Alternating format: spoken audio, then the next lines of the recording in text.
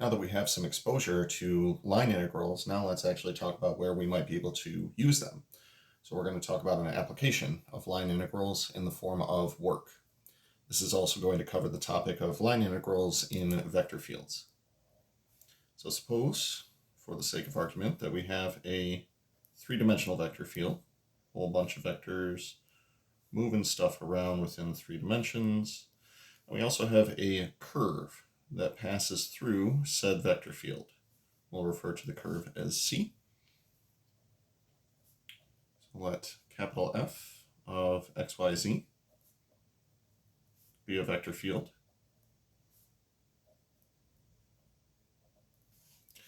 So in this case, we're essentially considering our vector field as though it's a force field. It's pushing on something that's moving through the vector field.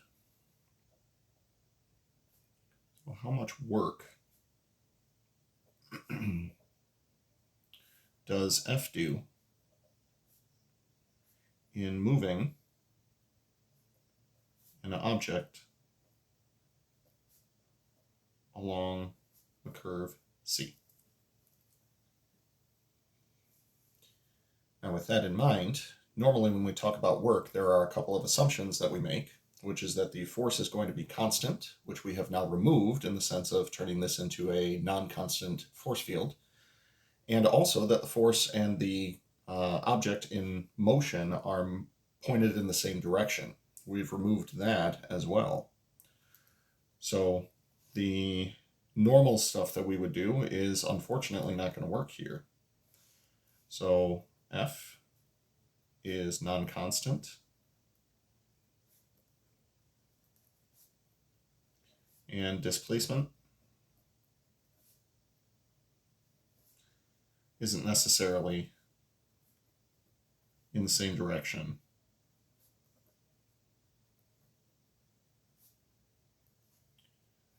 as the given force. Now back in Calc 2, we removed the first assumption and we wound up with an integral. And earlier in this semester, we removed the assumption that they were in the same direction and we wound up with a dot product. So if we remove both, does that mean that we're going to wind up with a dot product and an integral? Spoiler alert, yes. So let's see what happens. So we're going to do what we typically do and break C up into a bunch of little tiny subcurves. Except we don't just need them as subcurves, we actually need them as little tiny displacement vectors. As such, we're going to decompose this into not only lengths of subcurves, but directions of these subcurves as well. So first thing we'll do is break C into subcurves.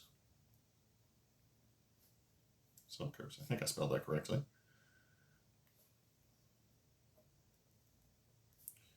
Which will have a length, and we'll define the length the same way as we have done before. We'll call it delta S sub I. So the reason that we use the subscript here is because they aren't all necessarily of uniform length. Now with that in mind, we can turn it into a vector by saying let's parameterize C. And we'll parameterize C as being R of t is equal to x of t, y of t, and z of t, with t going from A to B. Now with that in mind, we're going to model the subcurves as vectors.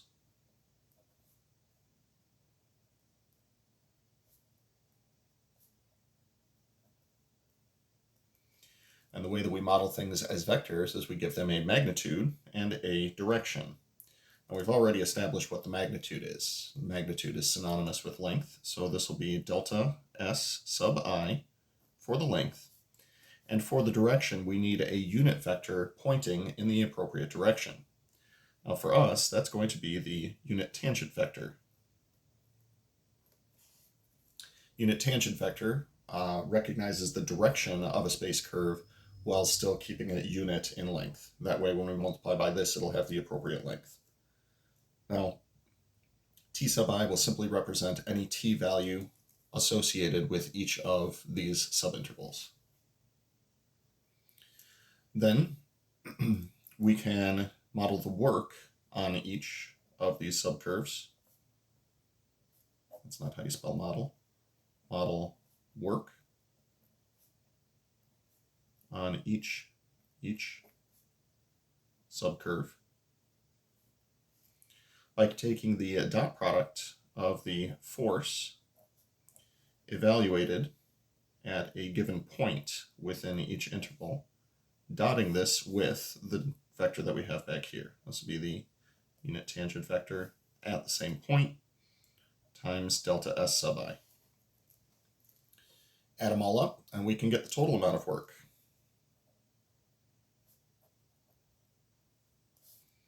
So if we sum them, we'll go from I equals 1 to n of the dot product of our force with the unit tangent vector evaluated at t sub I times delta S sub I. And for the record, this is where r of t sub I is going to be represented by x sub I, y sub I, and z sub I, just in case I hadn't mentioned that. So with that in mind, after we sum them, typically the thing that we do in a calculus class is we say, let's let n go to infinity, and poof, it's an integral.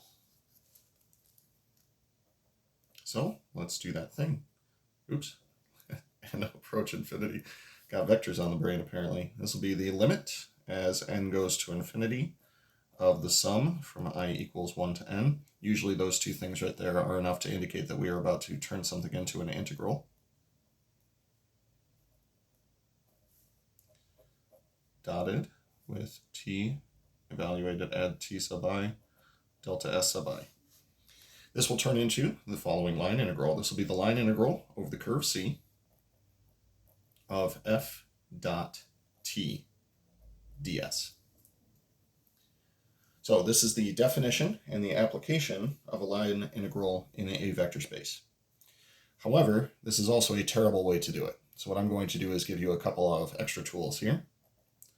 So I will ask you to recall with me that the definition of the unit tangent vector is that we take r of t and divide it by the magnitude, r prime of t, and divide it by the magnitude of r prime of t.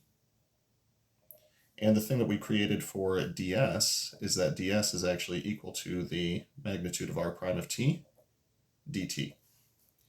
Now if I take those two things and I substitute them in here, then we can also say that the work is going to be equal to the line integral over the curve C of f dotted with r prime of t divided by the magnitude of r prime of t, that's your capital T, times magnitude of r prime of t dt. The reason we do that is so that we can cancel out the magnitudes and be left with simply the line integral over the curve C of f dot r prime of t dt. There's an alternate notation that we like to use for this, which is to say if we let r be equal to r of t, then dr, similar to what we would do for a u substitution, is going to be equal to r prime of t dt. So a notation that commonly gets used for this is going to be f dot dr. So back to the statement that we made at the beginning of the video, we removed the assumption that the force is constant. We wound up with an integral.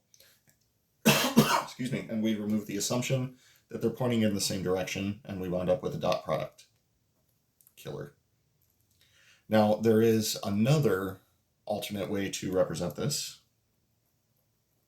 which is that if you do have a three-dimensional vector field that is represented by three component functions, p, q, and r, and we've already got that r is equal to a vector comprised of x, y, and z, all functions of t, then we can also model this as the line integral over the curve C of p dx plus q dy plus r dz, where dx, dy, and dz are what we get by differentiating this, therefore dr, and then dotting them means multiply the corresponding components and add them together. So, big important thing, make sure that all of your objects inside your line integral have a differential associated with them, because now we can have as many as 3 in one integral. That is worth a smiley face.